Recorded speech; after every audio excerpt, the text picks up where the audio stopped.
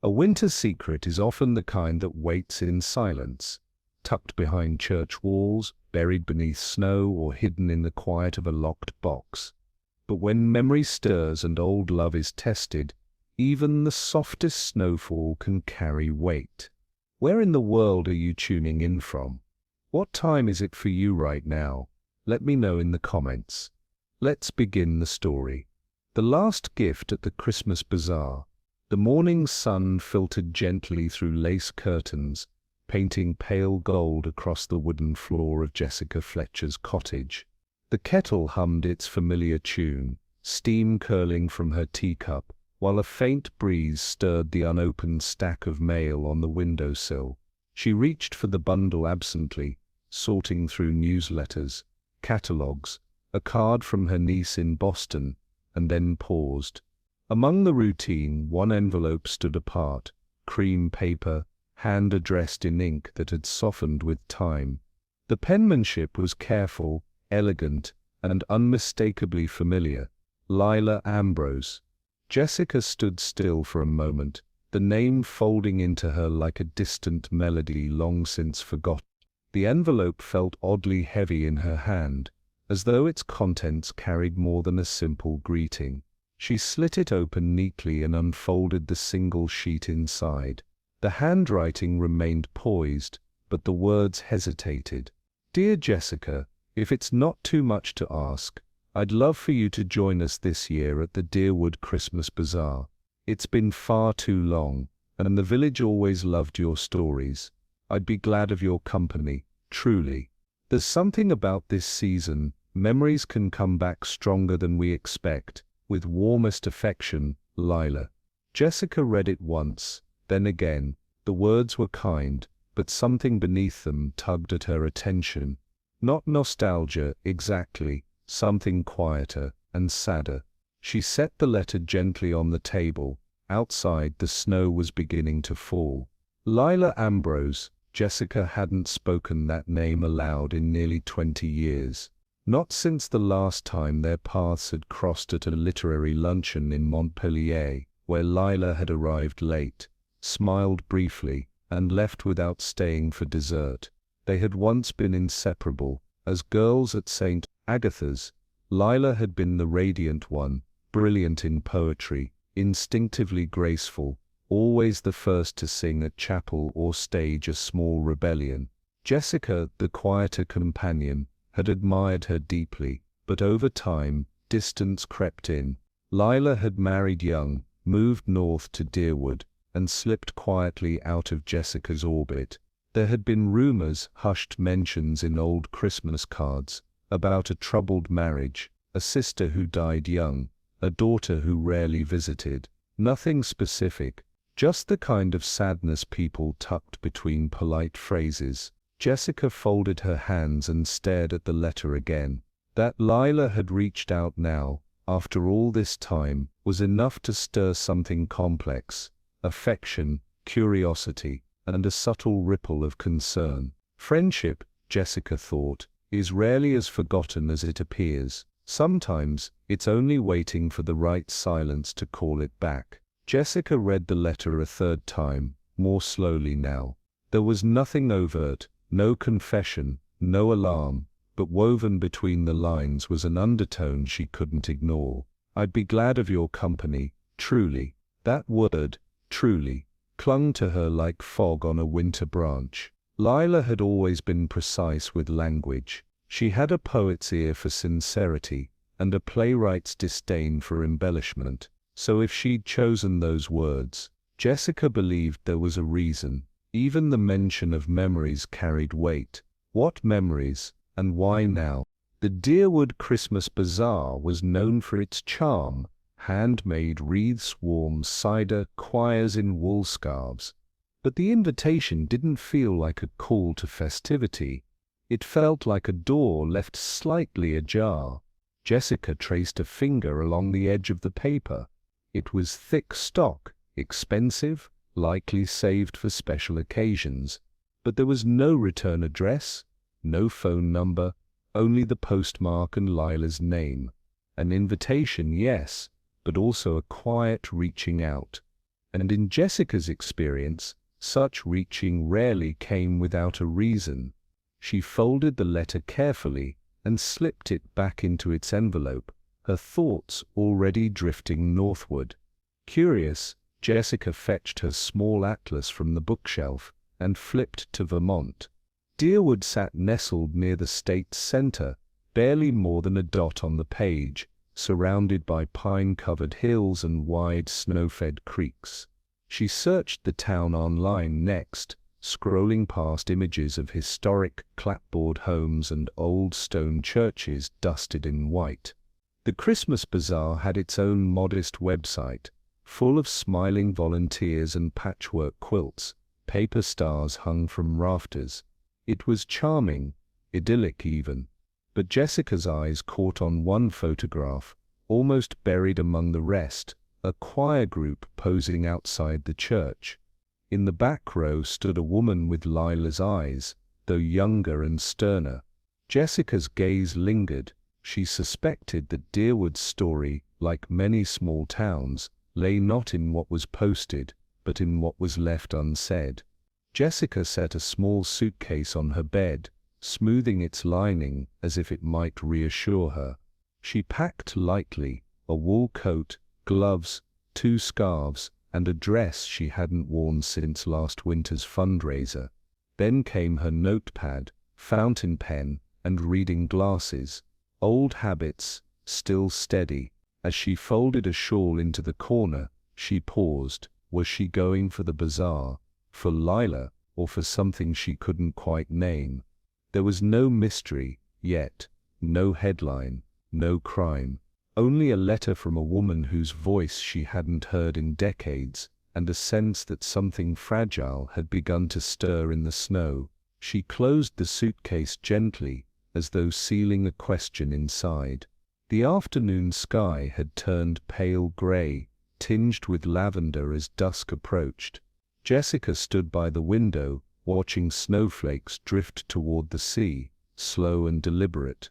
In the distance, the lighthouse blinked once, then again, its rhythm as familiar as breath. She held Lila's letter in her hand, the edges warmed now from touch.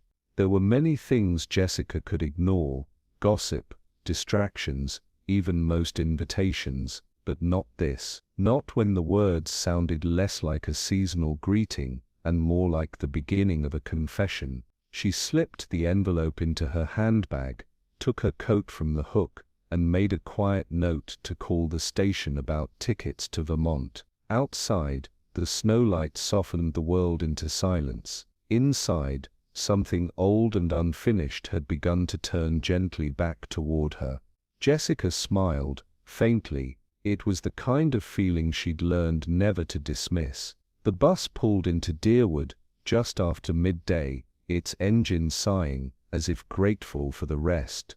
Jessica gathered her coat and stepped down onto a narrow road bordered by snowbanks and bundled evergreens. The air carried a soft bite, crisp and clean, and the scent of pine mingled with wood smoke drifting from nearby chimneys. The village itself was charming in the way that old New England towns so often are: white-steepled churches, shingled storefronts, children tugging sleds past stone walls. But something in the stillness gave Jessica pause. It wasn't merely the snow, it was the way people moved, purposeful, pleasant, but with an odd undercurrent of restraint. A man waved to her from the general store window, though his smile faded before it fully formed. An elderly woman trudging along with a basket turned her face slightly away. It wasn't unfriendliness, Jessica decided, just a hush, as though the whole village were holding its breath. She adjusted her scarf and looked toward the inn at the end of the lane. Lights glowed in the windows. The warmth looked inviting, but even through the frost-touched glass, Jessica sensed that the quiet charm of Deerwood came with secrets softly packed beneath the snow. Lila Ambrose was waiting just inside the lobby, wrapped in a thick burgundy shawl and carrying a small bundle of holly under one arm. Her hair, once flaxen and wild with curls, had silvered into a soft braid. When she saw Jessica, her eyes lit, but not without hesitation. "Jessica," she said with a voice that tried for cheer and nearly succeeded. "You made it." Jessica stepped forward and embraced her. The hug was warm but cautious, like the first handshake after a long silence. "It's good to see you, Lila. You look well," Jessica said. Lila gave a faint laugh. "That's kind. I've aged into flattery." They sat in the parlor with tea served in mismatched porcelain cups. The fire crackled gently nearby, and the innkeeper moved about in slippers, humming a carol. Jessica watched Lila's hands as they curled around her teacup. She noticed the faint tremble in her fingers, the way her eyes drifted toward the window when conversation lagged. There was joy in seeing her again, yes, but there was also something distant in Lila's smile. Not indifference, not quite sorrow, something in between, something held carefully, like a story she wasn't yet ready to tell. The next morning, Jessica entered the dining room to find Lila in conference with a young woman sorting through stacks of event flyers and clipboards. She was trim, efficient, and stylish in a severe wool coat. Her movements were exact, almost rehearsed, and she barely looked up when Jessica stepped in. "Paige, this is Jessica Fletcher," Lila said. "Jessica, my daughter." Paige stood and offered her hand. "Pleasure," she said politely, though her smile didn't quite reach her eyes. "I've heard a lot about you," Jessica offered. "Your mother and I go back a long way." "Yes," Paige replied. "She's mentioned you, often." There was no rudeness in her voice, only an odd tightness. Jessica noticed how her fingers tapped lightly against her wristwatch, as though measuring time that was slipping away too fast. "Just finalizing some details for the bazaar," Paige explained, glancing at the clock. "Logistics never rest." Jessica nodded, but as Paige excused herself to speak with someone outside, Jessica's gaze lingered. There was something in Paige's manner that felt more than busy. It was guarded, like a person tending not just to duties, but to something more fragile beneath them. Lila smiled faintly. "She takes everything to heart." Jessica believed it. Later that afternoon, Jessica accompanied Lila to the church hall, where volunteers were hanging garlands and sorting candles for the upcoming bazaar. The building smelled of pine boughs and old hymnals. A tall man with kind features and a salt and pepper beard stepped forward, brushing dust from his sleeves. "Jessica, this is Reverend Alton Wells," Lila said, "our shepherd and unofficial master of ceremonies." "I'm honored," he said, shaking Jessica's hand. "You're a bit of a legend up here, mysteries and maple scones, I'm told." Jessica smiled. "Mostly mysteries. I leave the baking to others." Reverend Wells had a soothing voice, the kind that gave even idle remarks a weight of calm. But as they spoke, Jessica's eyes noted the restless movement of his hands, adjusting hymn sheets, smoothing his robe, folding and unfolding his fingers. He laughed easily, but his eyes darted when the choir director mentioned Eleanor Voss's arrival. When Jessica casually asked about past bazaars, he responded warmly, then changed the subject with practiced grace. As they walked toward the back pews, Jessica thought, a man can speak gently and still hide noise behind his words. And in Deerwood, even kindness seemed laced with something unresolved. That evening, Jessica returned to the church for choir rehearsal. The rafters echoed with harmonies, carols familiar and tender. The tenors struggled with pitch, the altos with timing, but the spirit was sweet and genuine. Jessica took a seat in the back row, content to listen. Paige stood near the piano, clipboard in hand. Across the room, Reverend Wells offered quiet cues from his spot beside Eleanor Voss, a tall woman in crimson wool, with silver hair pulled into a sharp bun and a voice like smoke and snow. Jessica watched as a brief glance passed between Paige and Eleanor, quick, brittle, almost defiant. Then another glance from Eleanor to Reverend Wells. Something old passed between them, unsaid. During O come, Emmanuel, Paige's voice faltered ever so slightly. Her eyes dropped. Eleanor did not miss it.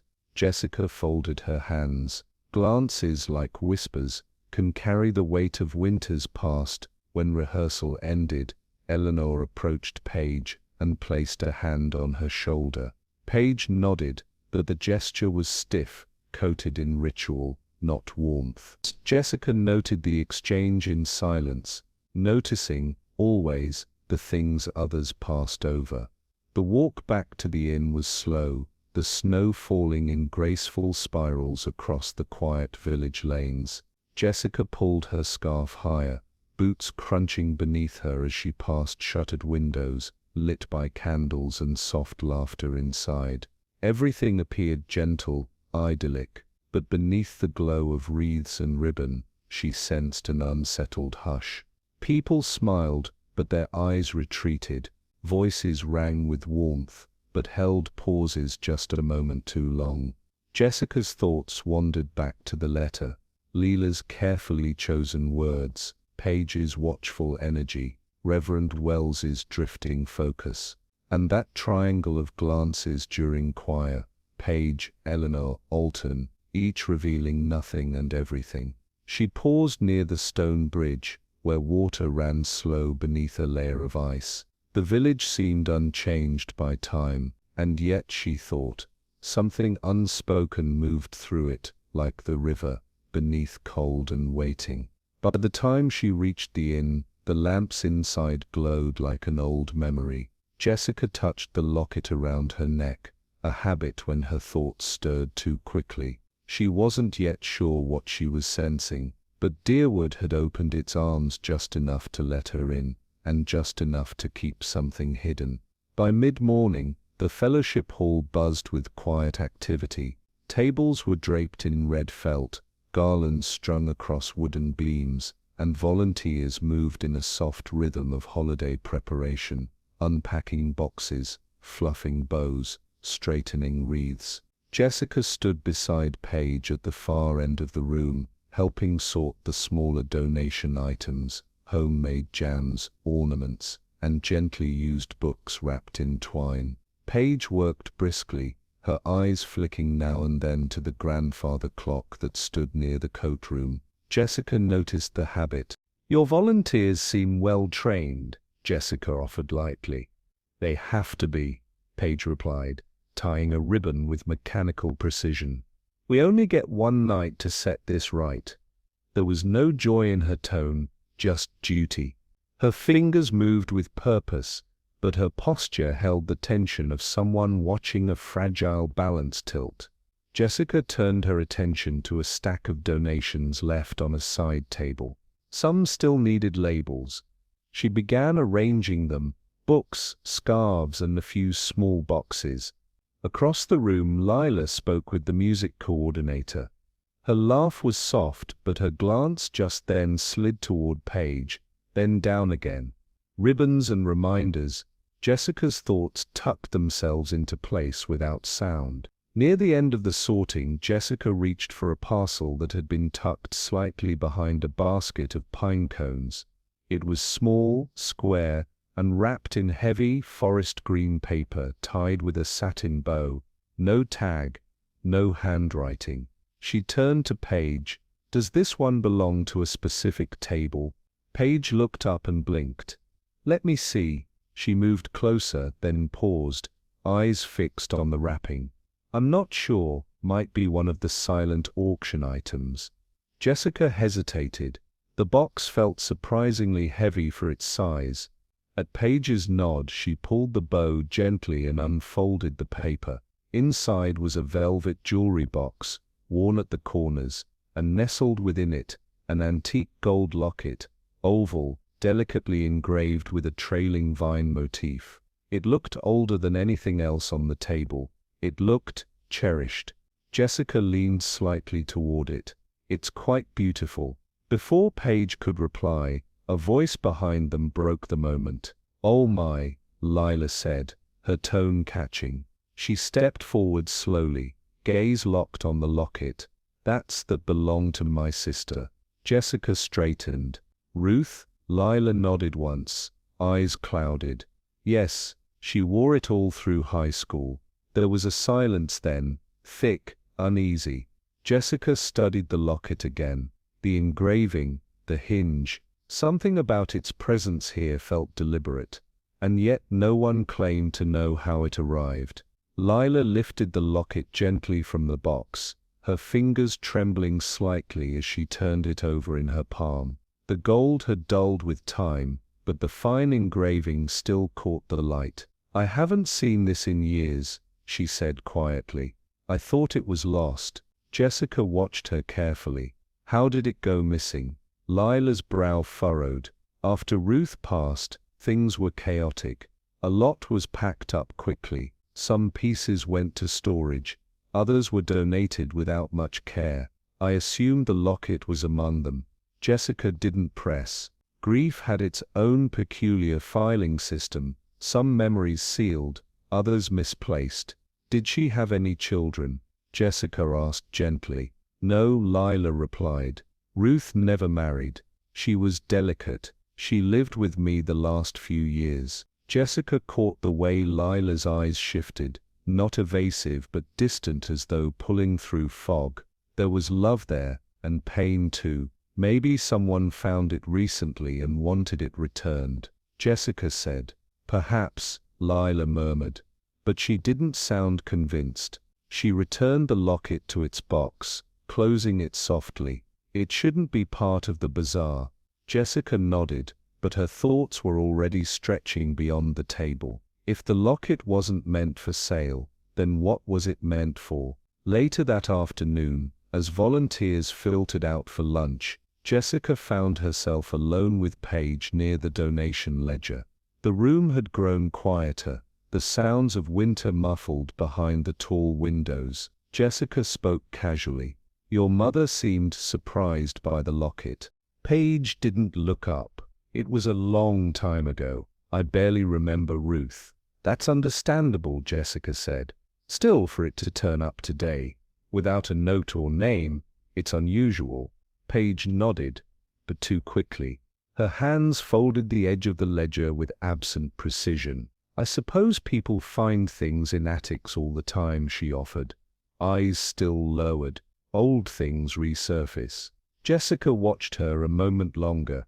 There was no guilt in Paige's voice, but there was distance, as though she was speaking through layers of emotional insulation. "She meant a great deal to your mother," Jessica said. "She did," Paige replied, "which is why I think it's best not to dwell." It was a polite closure, but not a truthful one. Jessica let the silence stretch before gently stepping away. Not every silence is avoidance, she reminded herself. Sometimes it's protection, but from what or whom Paige was protecting, Jessica could not yet say.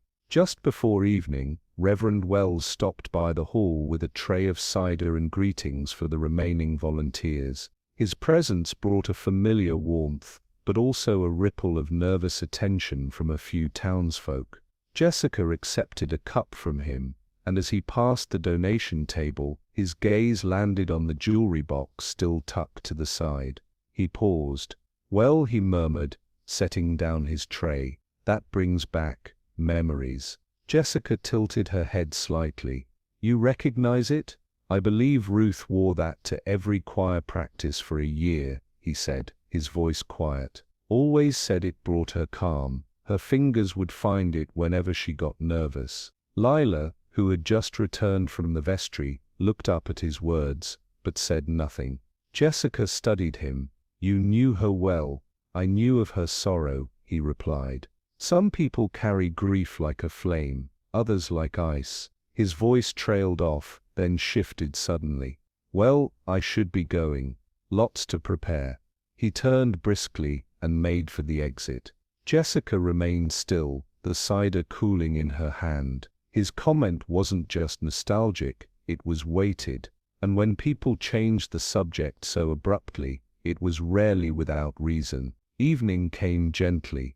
The fellowship hall now lay still, pine needles clinging to the floor, the air tinged with wax and wood polish. Jessica remained behind after the last of the volunteers had gone, her notebook open on the table where the locket had been. She wrote in quiet strokes, the words forming in the margin like puzzle pieces: unmarked gift, deliberate placement.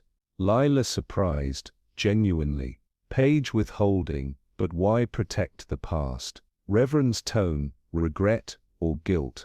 Locket, not a donation, then a message, a reminder. She tapped the pen gently against the page, her thoughts narrowing around the object's appearance, not its value, but its timing. If someone wanted to return the locket discreetly, they could have mailed it. But to place it among Bazaar donations, publicly, yet anonymously, suggested something more pointed. A reminder, perhaps, or a test. Jessica closed the notebook, not with certainty, but with the calm sense that the thread had been tied. Not pulled, not followed, just tied, waiting for the right hand to unravel it. She stood and glanced back once at the now dark hall. The locket had reappeared not by accident, but by intention, and intentions, she knew, often held the quietest clues. The choir was halfway through Angels We Have Heard on High, when the church doors creaked open. A soft draught of cold air followed the entrance of a tall woman, wrapped in a deep red wool coat. The collar turned high, the buttons fastened in precise symmetry. Jessica glanced over from her pew near the back, and immediately recognized the poise, the kind carried by women accustomed to being noticed. Eleanor Voss walked with purpose, her boots silent on the old wooden floor. Her silver hair was swept into a chignon, a single strand falling loose across her temple. She offered a polite nod to the choir director, then moved to stand along the side aisle. Her eyes, however, roved. They landed first on Reverend Wells, who acknowledged her with a guarded smile, and then on Lila, who didn't smile at all. Jessica noted the flicker between them, not confrontation, not warmth, a stillness laced with history. Eleanor remained composed, hands folded neatly in front of her, but her gaze carried a quiet edge, the kind that doesn't merely observe, it measures. Jessica leaned back slightly. There was elegance in Eleanor's bearing, yes, but there was something else too, a sharpness just beneath the silk. When rehearsal ended, the room lingered in the warm disarray of good intentions, chairs pushed back, scarves being retrieved, murmured jokes between sopranos. Jessica watched as Eleanor moved through the bustle with practiced ease, pausing near Lila, who was collecting sheet music from the piano bench. "Lila," Eleanor said, her voice low but pointed, "I wasn't sure you'd be here tonight." "I never miss the choir rehearsals," Lila replied, not looking up. "Tradition holds." Eleanor's lips curved faintly. "Some traditions are worth keeping." Lila finally looked at her. Others, less so. There was a beat of silence. A few voices nearby hushed. Jessica stood at a quiet distance, examining the space between the two women, not the literal one, but the tension that hung in the air like mist. Neither raised her voice, neither broke decorum, but their civility was brittle, like glass kept just warm enough not to crack. Eleanor adjusted her gloves, eyes cool. "You're still living in the Ambrose house?" "Of course," Lila answered. "It's my home." "A home remembers things," Eleanor said softly. Before Lila could answer, Paige appeared with a folder, breaking the exchange. "Mom, we're late for the wreath committee." Lila stepped away without another word. Eleanor remained still. Outside, the wind had picked up, stirring the pine branches around the churchyard as Jessica joined Paige on the steps. They walked slowly toward the rectory, the hush between them not uncomfortable, just thoughtful. "Your mother seems to have quite a history with Eleanor Voss," Jessica said gently. Paige's pace didn't change, but her posture did. shoulders drawing in slightly, arms folded tighter around her coat. "They knew each other years ago," she replied. "It's a small town." Jessica glanced at her. "I imagine so." She mentioned something about the Ambrose house, remembering things. Paige's eyes stayed forward. "Eleanor has a talent for poetic tension." Jessica smiled faintly. "And a connection to your father." This time Paige stopped. "I wouldn't know," she said, carefully neutral. "I was young when he passed." Jessica nodded, letting the silence breathe. "She's a difficult woman," Paige added, voice lower now. "Difficult in ways that don't always show." "Is that what your mother believes?" Paige hesitated. "It's what I've learned to believe." They resumed walking, snow crunching gently beneath their steps. Jessica didn't press further, but a single phrase circled in her mind. "I wouldn't know." It had been said too smoothly, not as memory's gap, but as a line learned long ago. Back at the inn, Lila had invited Jessica for tea by the hearth. The parlor smelled of cinnamon and lemon polish, the fire snapping softly behind a brass grate. Jessica stirred a sugar cube into her cup. "Eleanor Voss has quite a presence." Lila gave a tight smile. "She always has." "Is she a friend?" Lila sipped her tea, eyes on the flames. "No, not really. We were neighbors once." There was a pause. Jessica waited. Lila shifted slightly in her chair. There were winters when Eleanor seemed to be everywhere, at the church, at the post office, in our kitchen, uninvited. It was her way. Jessica let the silence widen. "Sometimes," Lila continued, "people embed themselves in your life so gradually, you don't notice the shape they've taken until they refuse to leave." That sounds difficult. It was complicated.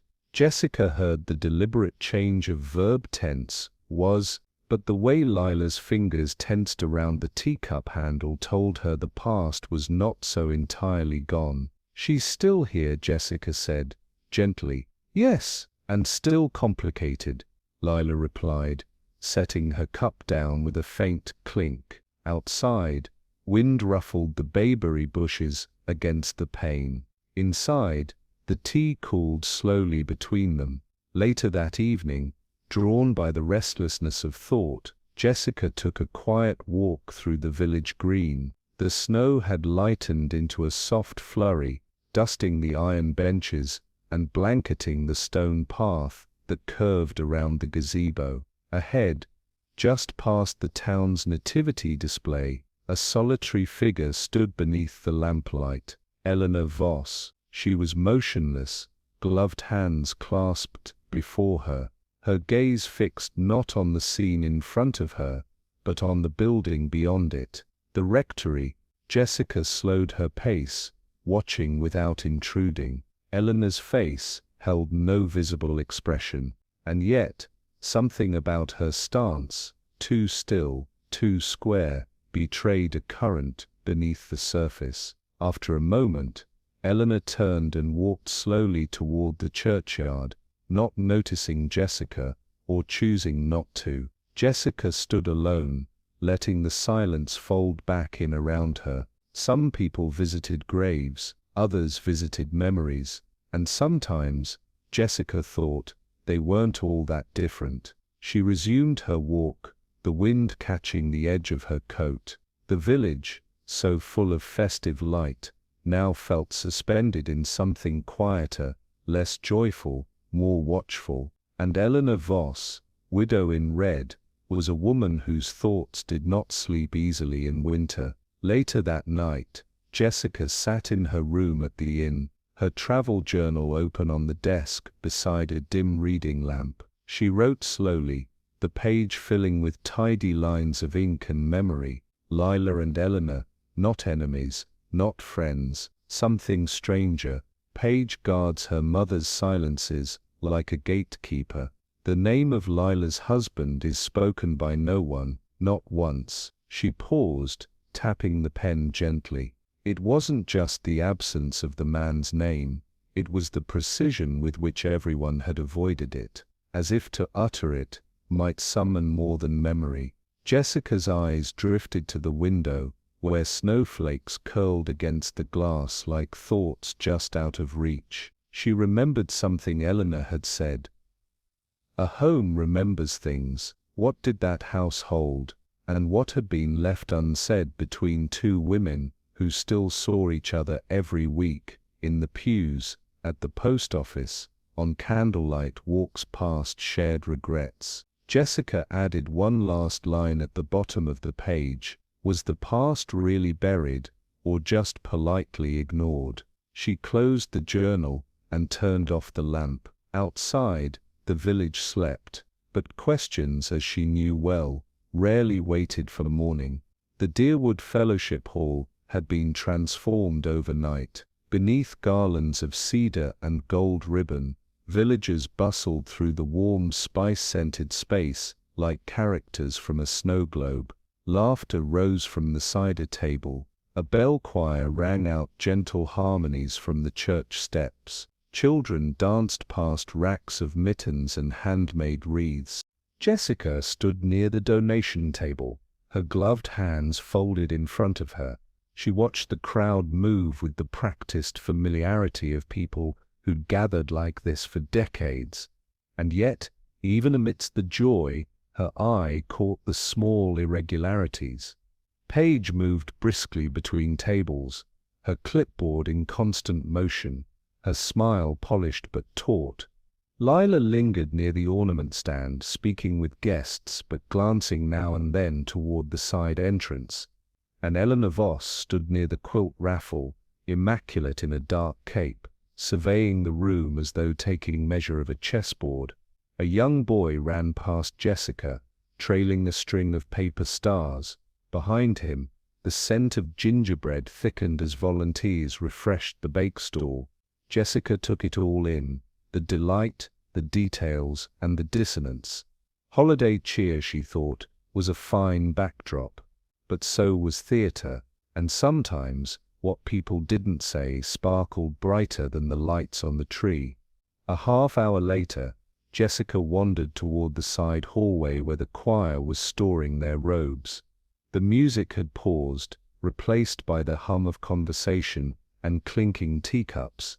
She intended only to step away from the crowd for a moment, but paused when she heard voices raised, low but urgent.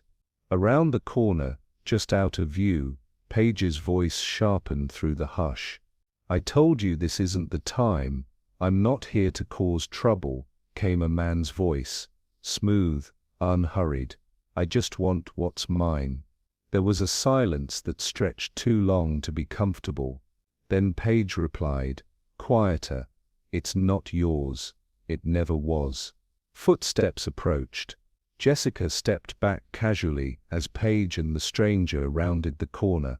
Paige's jaw was tight, her smile recovered but strained. "Jessica," she said quickly, "this is a vendor, just confirming details." The man nodded, his eyes dark and amused. "Pleasure." Jessica returned the greeting, but her mind was already at work, drawing lines between words and posture, between presence and purpose. Something had arrived with him, and it wasn't cheer. Lila soon joined them, her face brightening in recognition as the stranger approached. "Marcus," she said, "I'm so glad you made it." He leaned in, kissing her cheek.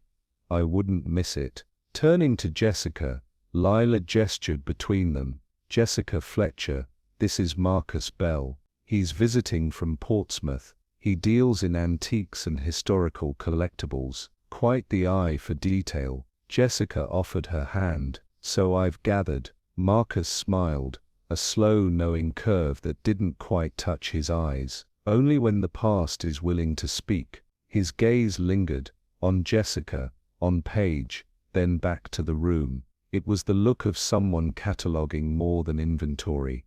"You're a friend of the family?" Jessica asked. "Oh," he said lightly, "not exactly. I've been helping the Ambroses appraise a few heirlooms. Quiet work, you understand. Families often forget what they have." There was a chill in his tone, faint but undeniable. Page turned away under the pretense of straightening place cards. Jessica studied him closely. His charm was practiced, his movements precise, and yet there was something in the way he watched people, like a man who knew exactly how much silence something was worth. As the afternoon wore on, Jessica kept a quiet watch from the mulled cider table. Marcus moved through the hall with the grace of a man accustomed to slipping between social layers, though he never lingered long in any one conversation. Whenever he neared Paige, her body stiffened, chin lifted, eyes averted. She nodded politely, but avoided engaging, and when he brushed too close to Eleanor Voss at the raffle table, the widow's smile turned glacial. Some men never learn discretion. Eleanor murmured to no one in particular, then excused herself. Jessica took mental notes but said nothing. The room still echoed with warmth and merriment, but beneath it, a subtle rhythm of avoidance hummed like a second song. Glances passed. Tension clung to gestures. Marcus's presence didn't just unnerve, he shifted the balance. Lila, meanwhile, stayed cheerfully occupied, but her eyes followed Marcus with increasing vigilance. Jessica found herself wondering how many of the donated items, particularly the more valuable pieces, had crossed Marcus Bell's ledger, and whether what he sought here in Deerwood was truly monetary. The bazaar sparkled on, but something beneath the tinsel was beginning to tarnish. By early evening the last of the raffle winners had been announced, the choirs had sung their final harmonies, and the fellowship hall slowly emptied into the snowy dusk. Outside flakes fell thick and steady, cloaking the village in white and softening the sound of departing footsteps. Jessica, her coat buttoned tight, stood near the bake stall, helping to gather leftover boxes of cookies and still warm cider. Paige offered brisk thanks to volunteers, her tone courteous but brisk. Lila had disappeared briefly, reappearing with scarves and extra mittens for the choir boys. Even Marcus, notably, had vanished shortly before the raffle closed. As Jessica helped stack chairs near the choir room, she heard a gust of wind rattle the stained glass windows, followed by the low groan of shifting rafters. Reverend Wells passed by with a nod. "Storm's building quicker than forecast," he murmured. "Best to stay indoors tonight." Jessica returned to the inn just after 8. The fire was low, and the parlor empty except for a young couple reading by lamplight. She sipped tea in her room, the sound of wind and snow thickening beyond the window panes. She had just begun to undress when the siren came, long, low, urgent. She froze. Moments later came the second. In a village like Deerwood, sirens at night were not common. Jessica slipped her coat back on, already reaching for her boots. Something had broken through the quiet, and it wasn't the storm. Jessica arrived at the church square 10 minutes later, the innkeeper having pointed her toward the commotion. The snow was deeper now, falling fast in thick sheets. Lights glowed behind the fellowship hall's stained glass windows, and a deputy stood near the door, arms crossed, speaking in hushed tones. Inside, Reverend Wells was pale and silent near the kitchen doorway. Sheriff Dana Klein, tall, wiry, and calm, stood just beyond the partition, conferring with a young officer. The smell of cinnamon still lingered, faint but jarring. Lila was seated on a folding chair, her hands trembling, a wool shawl wrapped hastily over her shoulders. Paige stood beside her, face drawn. Jessica moved quietly toward the bake stall. Marcus Bell lay on the floor, half covered by a fallen tablecloth, dusted with snow from an open side door that hadn't latched properly. His scarf had come loose, and his expression, what little was visible, was still. No weapon nearby, no obvious blood. Just a man, quite suddenly and quite certainly, dead. Sheriff Klein glanced up. "Miss Fletcher," he said. "Didn't expect to see you here." Jessica offered a small nod. "Nor did I expect to find a body." He sighed. No signs of forced entry, no footprints except his, coming in. "But the way he landed, it doesn't look accidental." Jessica stepped closer, her eyes narrowing. Outside the snow kept falling, but inside, a different kind of stillness had settled, a stillness that always followed the first breath of truth. And Jessica knew, with quiet certainty, the bazaar had just changed from a celebration to something else entirely. The next morning, under skies washed clean by snowfall, Jessica stepped into the modest offices of the Deerwood Sheriff's Department. It smelled faintly of coffee and cedar cleaner. Sheriff Dana Klein sat behind a pine desk worn smooth at the corners, leafing through paperwork with a furrowed brow. "Morning, Miss Fletcher," he said without looking up. "I thought you might drop by." "I hoped you wouldn't mind," Jessica replied, removing her gloves. "I heard you found Marcus Bell's luggage." He gestured toward a side table. "Single carry-on, already catalogued. You're welcome to take a look." Jessica approached the case, unzipping it carefully. Inside, shirts folded with geometric precision, a shaving kit, and beneath a side flap, a bound notebook, leather-wrapped, creased at the spine. She glanced at Klein. "May I?" He nodded. Inside were pages of meticulous notes, names, dates, descriptions of silver frames, ivory combs, brooches. Many included sketches, surprisingly detailed.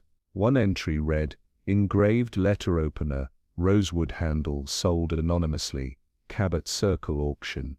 Then another, "Quilt, 1890s, appraised but not acquired, Deerwood Estate." And farther down the page, "Winter Bazaar, likely items." Several linked to Ambrose family. Jessica closed the book slowly. Bell hadn't just been browsing. He had been tracking, deliberately, privately, and with intention. He wasn't there for the bazaar. He was there for a pattern. Jessica flipped through the notebook again, more carefully this time. Toward the back, near a page marked with a folded corner, she found the entry she half expected, and fully dreaded. There it was, a sketch of the locket. The trailing vine pattern was unmistakable. Beneath the drawing, Bell had written in sharp, angular print, "Gold oval locket, late Victorian, engraved floral scrollwork, belonged to R.A. deceased, sold privately, trace unclear, sold, not inherited, not misplaced, sold." Jessica studied the handwriting. The note wasn't recent. The ink had slightly bled into the paper, suggesting it had been written before his arrival in Deerwood, which meant Marcus had known about the locket for some time, known perhaps who sold it, or believed he did. She turned back a page. There were no names, just initials, values, annotations like "likely sentimental value" or "hold for leverage." That one, Jessica noticed, appeared twice. She closed the book slowly, her fingers brushing the leather cover as if to steady something inside her. The locket's return hadn't been a mistake, and its price, at least to someone, hadn't been measured in dollars at all. Lila was seated alone near the chapel steps when Jessica approached later that morning, a thermos of tea at her side and a scarf wrapped loosely around her neck. Her eyes looked tired, the kind of tired that came not from lack of sleep, but from the quiet toll of memory. Jessica sat beside her, without preamble. "Lila," she said gently, "do you remember exactly when Ruth's locket went missing?"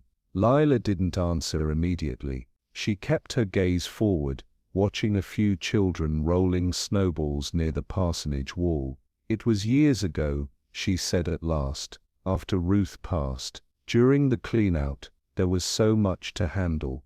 "Did you sell it?" Jessica asked, soft but direct. Lila turned her head, a flicker of something crossing her face, regret, or maybe something older. "No," she said, not intentionally. I believe it vanished when we boxed up her things. I assumed it went to donation, or perhaps was mislaid in one of the storage trunks." Jessica didn't challenge her, but she did note the slight tremble in Lila's hands. "Why are you asking now?" "Because it turned up again," Jessica said. "In the middle of a man's death." Lila's lips parted, but no sound followed.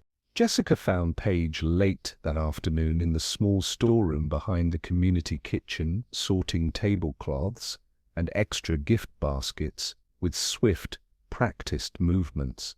Her sleeves were rolled to the elbow, and her brow creased in concentration. Jessica stepped in quietly. "Thought I'd offer a hand." Paige didn't look up.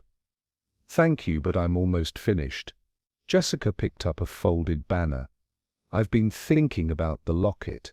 It's odd, isn't it, for something lost so long ago to appear now." Paige stacked a pile of votive holders.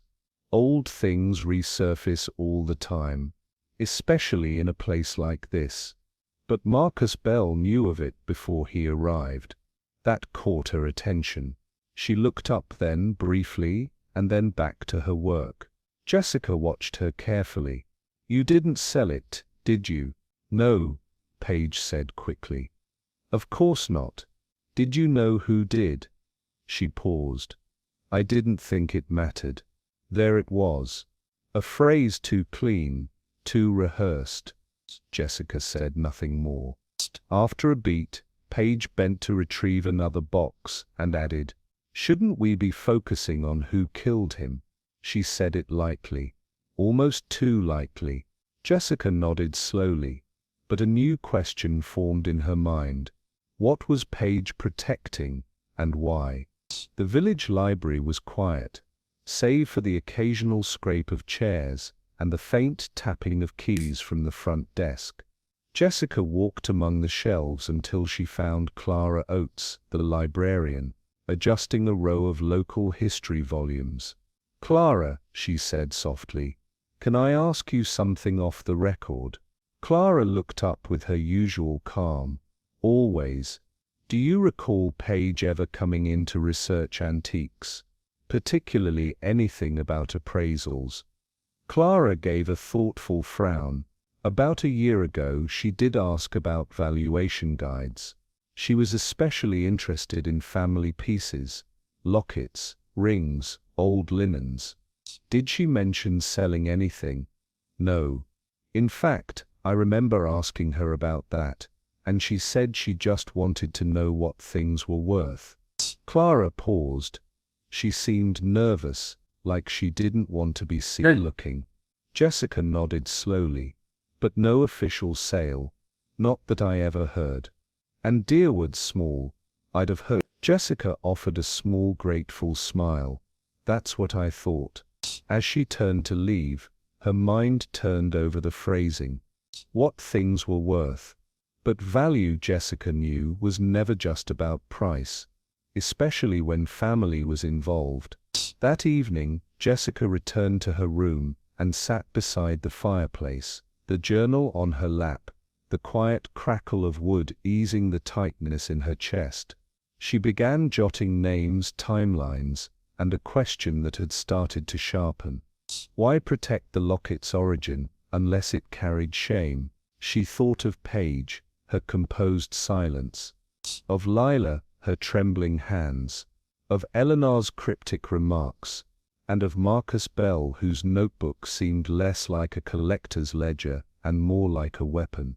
Jessica underlined a name, Ruth. It always came back to Ruth.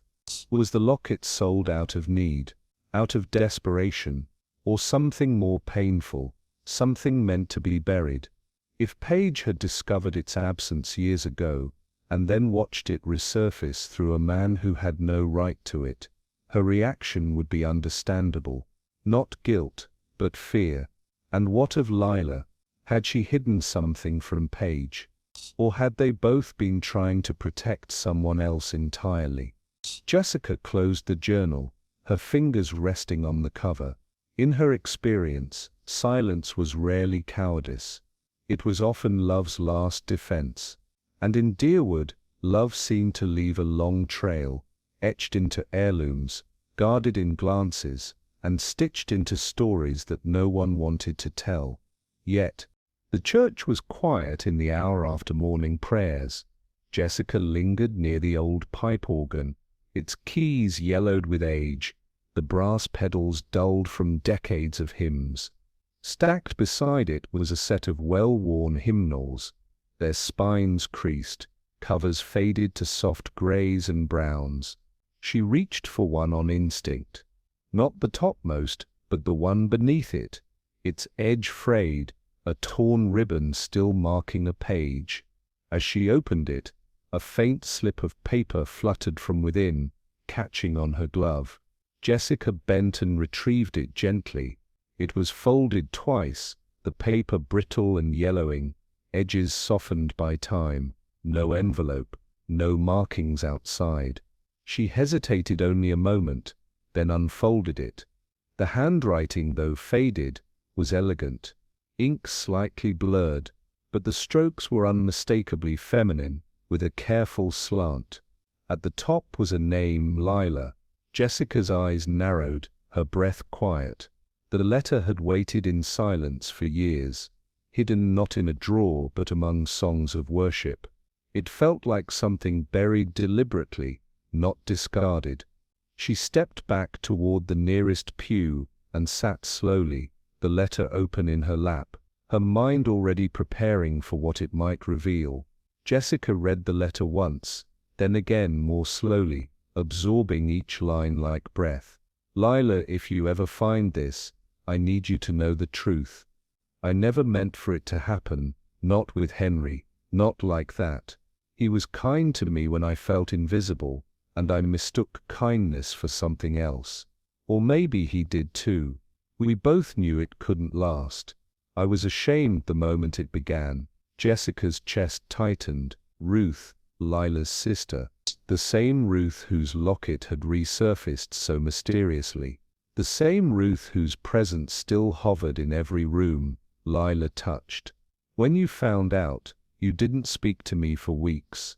I understood, I would have done the same, but I think you needed to hate me to protect yourself. And I let you. Maybe I even deserved it. The ink grew shaky near the end. I've kept this secret all these years, even as you cared for me. I never told Paige. I couldn't bear it. But I wanted you to know it wasn't just betrayal, it was loneliness. And once you feel that kind of loneliness, you don't always come back whole. Jessica folded the letter with a trembling grace. This wasn't evidence, it was confession. That afternoon, Jessica walked through the narrow aisles of the village library, the air thick with the scent of paper and varnish. Clara Oates stood behind the desk, adjusting a display of historical society pamphlets. Clara, Jessica said softly, "Can I trouble you for a moment?" Clara looked up. "Of course, what's on your mind?" Jessica held out the folded letter. "Do you recognize this handwriting?" Clara adjusted her spectacles and peered at it.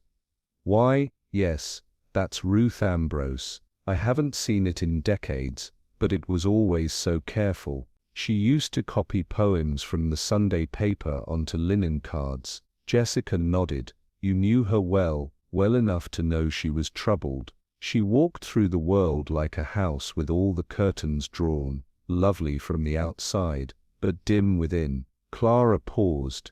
She adored her sister though, that much was certain. "There were whispers, weren't there?" Jessica asked gently. Clara hesitated, then nodded.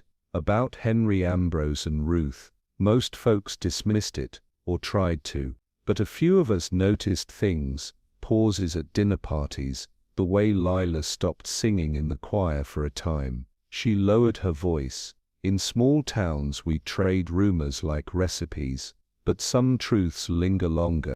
Clara led Jessica to a quieter corner of the library, past the genealogy records and local obituaries. "It was 1979, Clara began, voice low, when Ruth fell ill. The talk had already started by then about Henry and Ruth. Nothing loud, just careful omissions. Lila didn't confront anyone. She just stopped inviting people over. Jessica listened, noting how Clara chose her words. There was a moment, a church fundraiser. Eleanor Voss was there, so was Henry. And Ruth. I remember Eleanor watching them closely, not like a friend, like someone who already knew. Jessica tilted her head. You think Eleanor knew about the affair? I think she knew something that made her angry, Clara said. And Eleanor's anger doesn't fade easily. Jessica nodded slowly. And Paige, she was just a girl, but she was always watchful, quiet, too perceptive for her own good. If she saw anything, she wouldn't have asked, and no one would have told her. Jessica folded her arms gently, and yet somehow the silence left marks. Clara looked toward the window where snow pressed against the panes. In families like theirs, silence wasn't emptiness. It was control. It was survival. Jessica said nothing, but in her mind, Ruth's words echoed again. Walking back through the village, Jessica's thoughts moved slowly, like snow settling on untouched ground. The letter, the affair, the fracture in a family too polite to name it. She thought of Ruth, how loneliness had curled into her bones like frost, how shame had taken root in silence, and Lila, ever dignified, had carried the weight of betrayal without showing the cracks, except, perhaps, in the way she distanced herself from joy. Then there was Paige. Jessica had seen her guardedness, not just in her speech, but in her posture, her refusal to linger in sentiment. Paige hadn't grown bitter, but she had grown careful. Perhaps she had sensed the truth long before it was spoken. Children often did. Jessica considered the locket again, not just as an object, but a symbol, a thread, however fragile, between Ruth's memory and the lives that followed.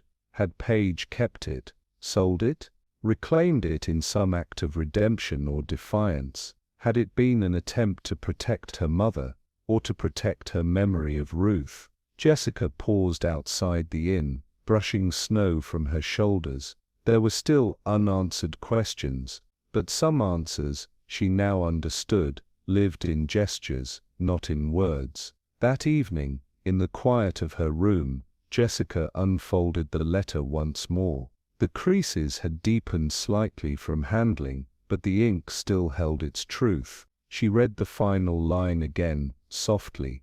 I wanted to be more than what I became. Jessica took out her notebook, and with the steadiness of someone used to preserving the essential, began copying lines by hand. Not the whole letter, just fragments. Enough to hold the voice, but not enough to betray it. She didn't intend to show it to anyone. Not yet, not unless it became necessary. Some letters, she knew, were written not to be read, but to be released. She placed Ruth's folded confession in an envelope and tucked it into the back of her journal. Then she sat still for a long moment, the fire low, the village silent beyond the window. Outside, Christmas lights blinked in quiet rhythm. Inside, Jessica traced the path of a story that hadn't been told, but had shaped everything since. Not just the murder, the silence before it. And as she closed her notebook, she whispered a line into the quiet. Not everything buried was meant to stay lost. The final strands of choir music had long since faded, the last tables cleared, wreaths wrapped in tissue and stored away. But the church hall remained faintly scented with cinnamon and pine, its quiet echo now untouched by laughter. Jessica stepped inside, the hush surrounding her like snowfall. At the far end, beneath a vaulted window laced with frost, sat Lila, alone on the first pew, her coat beside her, hands folded in her lap. She wasn't crying nor praying. She was simply still. Jessica approached softly, her footsteps absorbed by the thick runner. I wasn't sure you'd still be here, she said. Lila didn't turn. I couldn't leave. Not yet. Jessica took a seat beside her. They sat in silence for a while, the kind of silence that required no filling. Then Leela spoke, almost in a whisper. "You already know, don't you?" Jessica looked at her gently. "I know Marcus Bell wasn't here by accident." Leela's lips curved, not quite into a smile. "No, he never did anything by accident." Her voice cracked softly. "He came with something sharp, and I was too tired to blunt it." Jessica waited, steady and still. This time, the silence had a weight she could finally name. "Truth." Leela leaned forward, elbows on her knees, voice low and thin as candle smoke. "He came to me 2 days before the bazaar opened," she began. "Said he had questions about an item, a family piece that had resurfaced, he called it." Jessica said nothing. "He showed me the sketch, the locket, said it had passed through his hands years ago, anonymously. But he was sure it was mine, Ruth's." Her fingers twisted in her lap. "He said he knew about Ruth's letter, that someone had whispered its contents years ago at a Portsmouth auction house when the locket first changed hands, and that the story, the affair, the betrayal, might interest a few people, including perhaps a local reporter."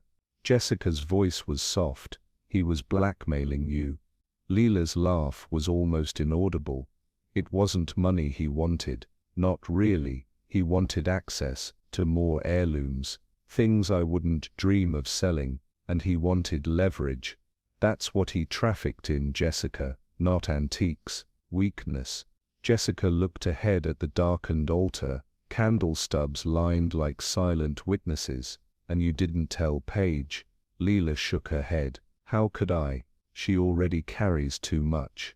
There was pain in her voice, deep, worn, old. Jessica exhaled slowly. "But someone else knew." Leela looked at her sharply, and then her eyes dropped. "Eleanor," she whispered. Jessica nodded slowly. She was watching Leela closely. Leela gave a tired sigh. "Eleanor always watched, even when I begged her not to." Jessica turned toward her. "You asked her to stay away." "I asked her to let it rest," Leela murmured. "Years ago, she wouldn't." There was no bitterness in her voice, only the ache of a woman who'd run out of ways to explain her grief. "She cared for Henry, even after everything," Leela said. "And I think she cared for Ruth too, in her way. The past had tied us all together so tightly, we didn't know where loyalty ended and guilt began." Jessica remembered Eleanor in the choir hall, how she had stood so still, watching Paige, watching Leela. "She didn't want the locket found, did she?" Jessica asked. "No," Leela said.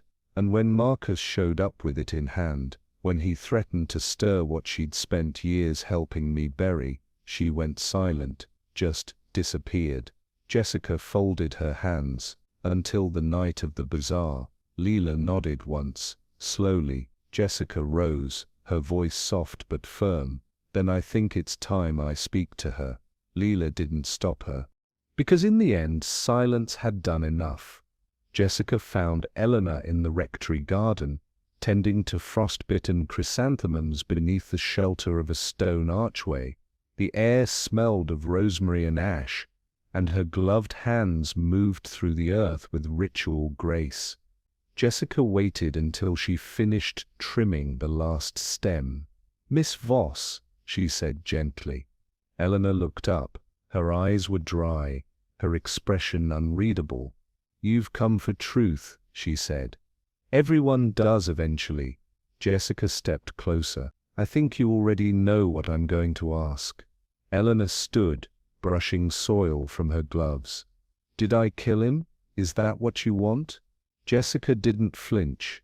"I want to understand what happened, not just to Marcus but to all of you. Lila, Ruth, yourself." Eleanor's face twitched, ever so slightly. "He came to destroy what little peace remained," she said, "and I couldn't allow that. Not again." She turned toward the iron bench, her posture both proud and sorrowful. I met him near the bake stall that night, she continued. He was smug, like always, said he'd found a way to make the Lockett story sings his words. She closed her eyes. I didn't strike him. I didn't plan anything, but I did confront him. I told him what he was and what he'd never be. Jessica spoke softly. And then, Eleanor opened her eyes, glassy now. Then he slipped on the snow. She sat, spine straight, chin lifted. I didn't help him. Eleanor's voice thinned, but her composure never wavered. He fell backwards, she said. The snow had gathered at the stall's base, thick, slick. He was gesturing, mocking me. He leaned wrong. She paused. There was a crack. Then silence. Jessica said nothing, only waited. I stood there watching him lie still. The snow fell heavier by the second. It covered his shoulder, his mouth. Her voice caught. I thought he might move, but he didn't. She looked down at her gloved hands. I didn't call for help. Not right away. I couldn't. I thought, if this is how it ends, maybe it's what he deserved. Her breath clouded in the cold. It was cowardly, and it was cruel. Jessica sat beside her on the bench, not close, but close enough. Why now? She asked gently. Eleanor looked at the chapel's bell tower. Because I saw Paige yesterday, singing like Ruth used to, and I realized she doesn't deserve the silence we gave her. Jessica let that hang.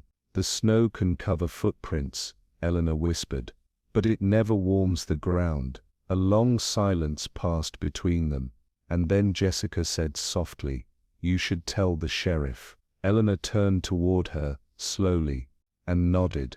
The walk back to the sheriff's office was quiet. Eleanor walked with a steady grace, as though returning from a long journey instead of beginning one. Jessica walked beside her, coat buttoned high, her thoughts gathered like the snow at her feet, light, but accumulating. They didn't speak again until they reached the threshold of the station.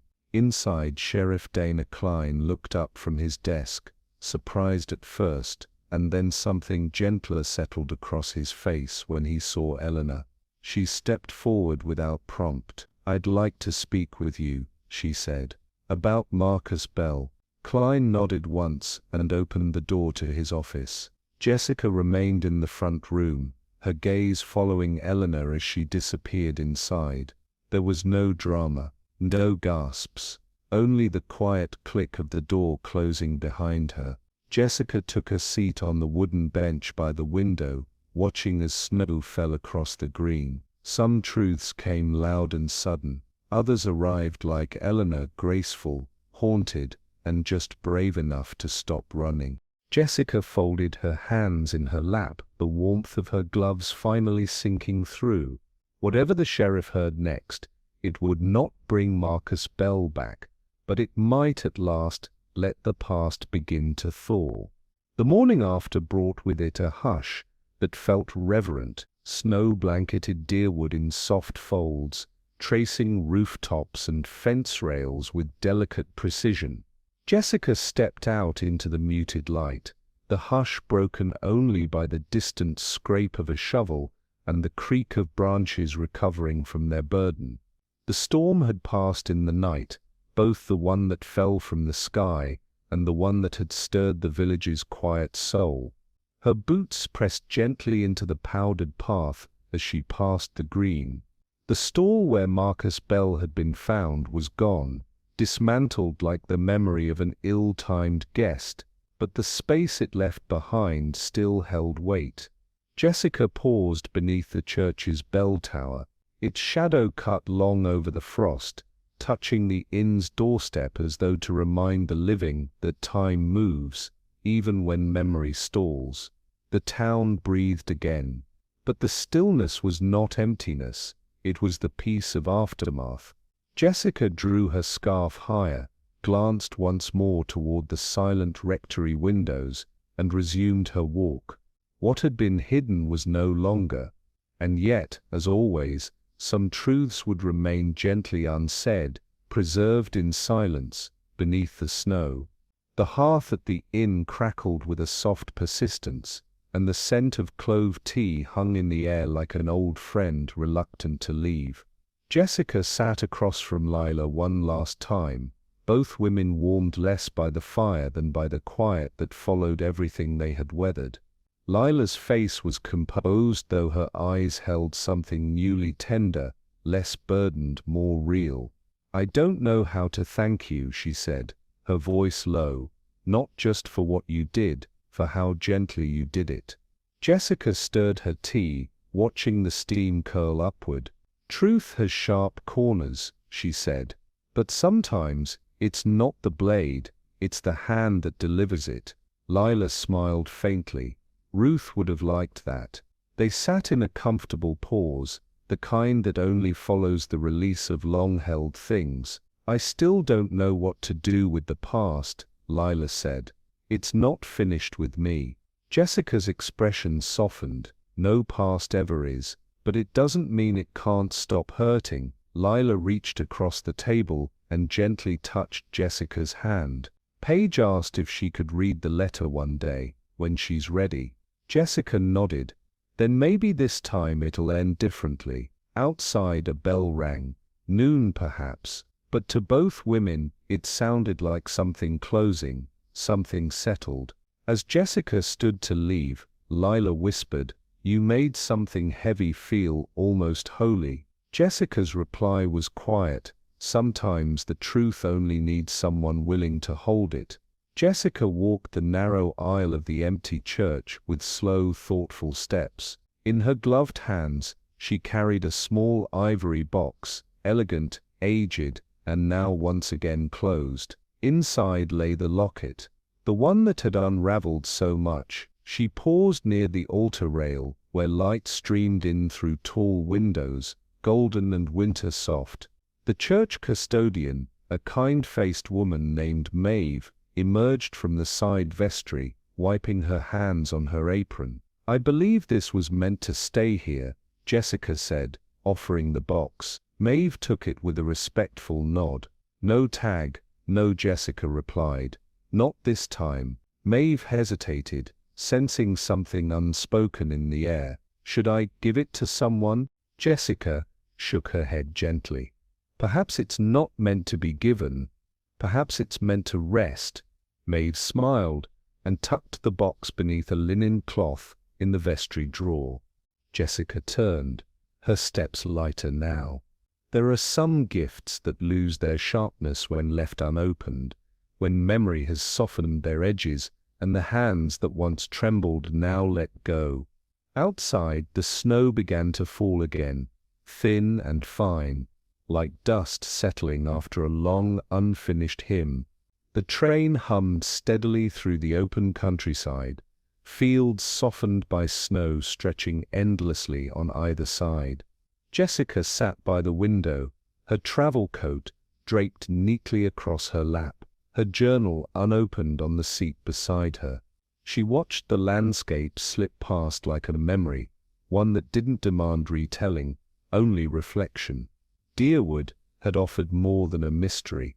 It had offered a portrait of what silence can cost, and how love, mishaped by shame or softened by time, still clings to the things we fail to say aloud. She recalled Eleanor's face in the garden, rigid with restraint, yet trembling beneath. Leela's voice breaking only when the past was finally spoken.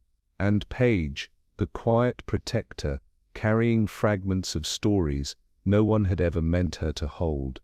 Jessica leaned her temple against the glass. The cold met her skin, clean and grounding. In her years as a writer, she had learned that secrets weren't always buried. Some were passed down, like heirlooms no one wanted, but no one could quite discard. And some, like that locket, came wrapped in sentiment, weighted by silence, left unopened far too long. As the train crossed an iron bridge, Jessica closed her eyes briefly.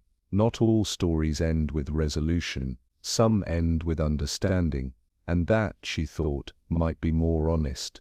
The familiar coastline appeared in the distance, its outline etched in afternoon gold. Jessica watched as the train curved gently toward Cabot Cove, the sea glinting like a secret it had promised to keep. She opened her journal at last, and uncapped her pen. A new title began to take shape, The Gift We Never Opened.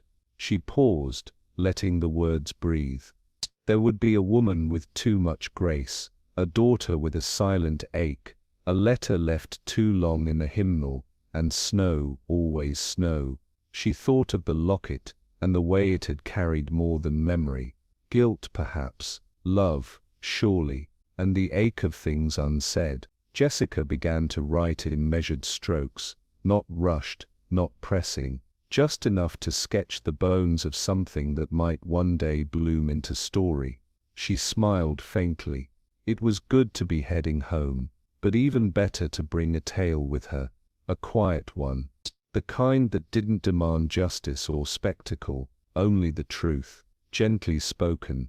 Outside, the waves met the rocks with a hush, and in her notebook, a winter story began again, this time with no need for blame, just remembrance. Some gifts, it seems, are never meant to be opened, only carried, quietly through the winters of our lives. But I wonder, was Eleanor protecting someone she loved, or someone she once couldn't forgive? What do you think truly drove her that night? I'd love to hear your thoughts in the comments, and if you enjoyed this mystery, do share it with a friend who loves a good story, give it a gentle like, and subscribe for more tales where the truth always finds its way, no matter how deep the snow.